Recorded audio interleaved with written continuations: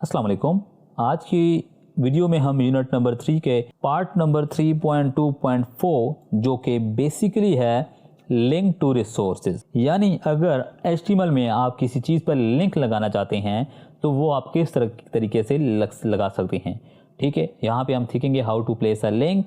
उसके बाद हम देखेंगे कि आप कोड किस तरह से लिख सकते हैं HTML का कोड किसी भी लिंक लगाने के लिए। Link to resources, link are helpful component of web page. ठीक है जी, एक हेल्पफुल कंपोनेंट है वेब पेज का which you can redirect over to another web page और डॉक्यूमेंट, जो कि आप किसी भी को रीडायरेक्ट कर सकते हो दूसरे वेब पेज पे, यानी एक पेज से लेकर दूसरे पेज पे आप उसको वेब पेज पे यानी दूसरे टैब पे ले जाते हो या दूसरा वेब पेज ओपन कर देते हो। Link are called hyperlinks in HTML with a tag with a tag pair. Links are called hyperlinks in HTML. ठीक है, hyperlinks कहा जाता है और ये A के टैग का पेयर से बनता है। Hyperlinks are easy to identify on a web page as the mouse cursor change as soon as the cursor touch a link element. यानी कि आपने अक्सर देखा होगा कि जब भी आप किसी वेबसाइट पर अपने माउस को लेके जाते हैं, यानी लिंक टू रिसोर्स अगर इसके पीछे लिंक लगा होगा तो आप जब भी इसकी तरफ लेके जाते हैं तो ये थोड़ा सा डार्क हो जाता है, लाइट हो जाता है या थोड़ा सा ऊपर नीचे मूव करता है। तो आपको पता चलता है कि ये एक तरह से लिंक है कि जब मैं इसको क्लिक करूँगा तो ये मुझे कुछ ना कुछ देगा, यानी नेक्स्ट पेज पे लेके जाएगा या वो चीज़ डाउनलोड हो जाएगी या वो चीज़ पेज पे प्ले हो जाएगा या कुछ भी हो सकता है। अच्छा, उसके बाद क्या कहता है जी, touch a link, hyperlink in associated not only to text but to image as well. कि हाइपरलिंक ना कि सिर्फ आप टेक्स्ट पे लगा सकते हो बल्कि आप इमेज को पर भी लगा सकते हो, यानी अगर कोई तस्वीर पर क्लिक करता है तो उस तस्वीर के बारे में और ज़्यादा डाटा क्लिक मतलब उसको इन्फॉर्मेशन मिल जाएगी या नेक्स्ट पेज पे खुल जाएगा, वो चला जाएगा। The generally syntax for defining a link is like कि भाई किस तरीके से आप लिंक को डिफाइन कर सकते हो, यानी लिंक का कोड क्या होगा। आप एंकर टैग लगाओगे, ये जो एंकर टैग है ए का होता है, इसको भी एंकर करते ए टैग लगाओगे और HREF बेसिकली ये होता है हाइपर, इसको पढ़ा जाता है हाइपर टेक्स्ट रेफरेंस। ठीक है जी, हाइपर टेक्स्ट रेफरेंस कहा जाता है। उसके बाद इक्वल का साइन होगा, यहाँ पे आप वेबसाइट का URL लगा सकते हो। उसके बाद लिंक टेक्स्ट और यहाँ पे आप एंकर जो है क्लोज कर दोगे। Whereas HREF reference to the address along with the path and link text is used for user information. अब ये क्या कहता है जी, HREF के रेफरेंस देता है एड्रेस का और जो लिंक टेक्स्ट है वो यूजर को इन्फॉर्मेशन देते हैं कि ये लिंक किस चीज़ के बारे में है। यानी आप यहाँ पे टेक्स्ट लिख सकते हो, read more, learn more, download, इस तरह का। उसके बाद क्या है, target is optional parameter but is usually define where to open the web page. अच्छा, ये कह रहा है टारगेट वाला, ये जो टारगेट लिखा हुआ है ना इस कोड के अंदर आप देखें ना तो ये टारगेट लिखा हुआ है। ठीक है, ये इसके बारे में कह रहा है टारगेट जो है वो ऑप्शनल है, पैरामीटर है, but its value define where to open the web page और if the value chosen is blank it will open a new tab our window. However, for the value of self, the destination address will open the same tab our window. ठीक है, अब यहाँ पे basically ये कहना चाहता है कि जो टारगेट है अगर आप ये नहीं लगाते तो आप जिस वेब पेज पर होंगे ना तो वो उसी पेज पे ओपन हो जाएगा। अगर आप टारगेट लगाते हैं और ये अंडरस्कोर लगाते हैं तो वो दूसरे पेज पे ओपन हो जाएगा, यानी दूसरा टैब खुल जाएगा। ठीक है, और अगर आप अंडरस्कोर नहीं लगाते तो दूसरा टैब जो है ना खुलेगा।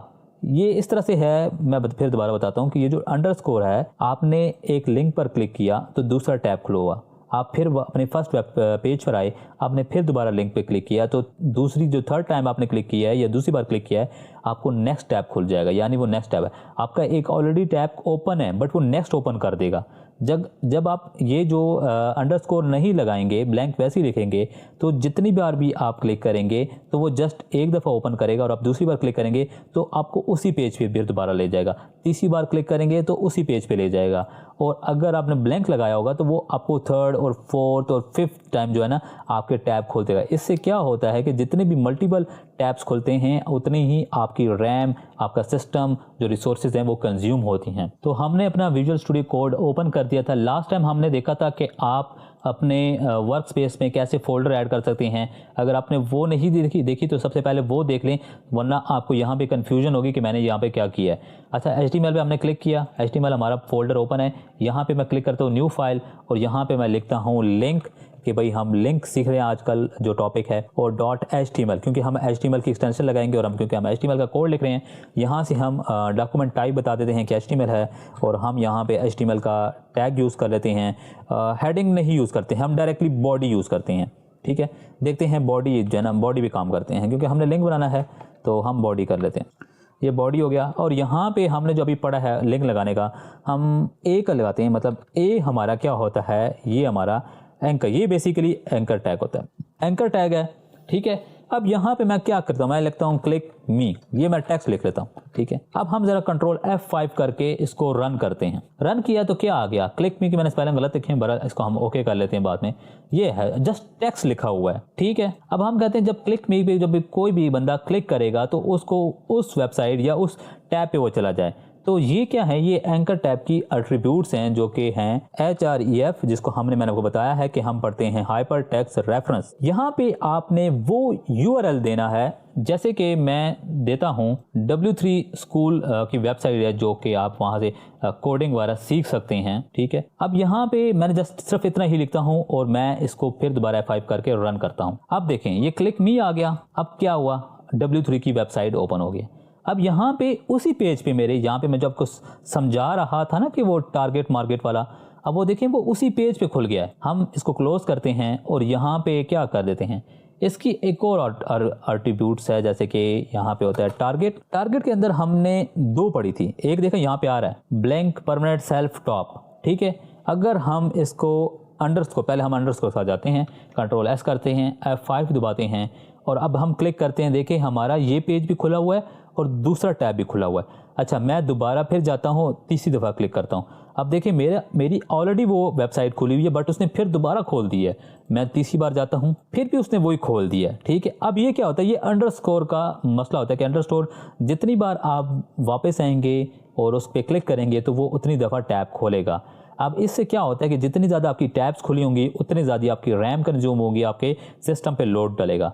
अब यहाँ पे मैं क्या करता हूँ कि मैं यहाँ पे अंडरस्कोर हटा देता हूँ, कंट्रोल सेव करता हूँ, S करता हूँ और F5 दबाता हूँ। अब मैं क्लिक मी करता हूँ तो देखिए वेबसाइट ओपन हो गई। अब मैं वापस जाता हूँ अपने पेज पे, क्लिक मी करता हूँ। अब क्या हो गया, उसने मुझे उस पहली वाली वेबसाइट पे लेके जो मैंने ऑलरेडी ओपन करके रखा हुआ है, बजाय इसके कि उसने दूसरा टैब खोला, उसने उसी टैब पे ले गया जहाँ पे वेबसाइट ओपन है। इससे क्या होता है कि आपके रिसोर्सेज, आपकी जो रैम है वो उस पर लोड नहीं पड़ता और आप अच्छे तरीके से वेबसाइट को या हैंडल कर लेते हो।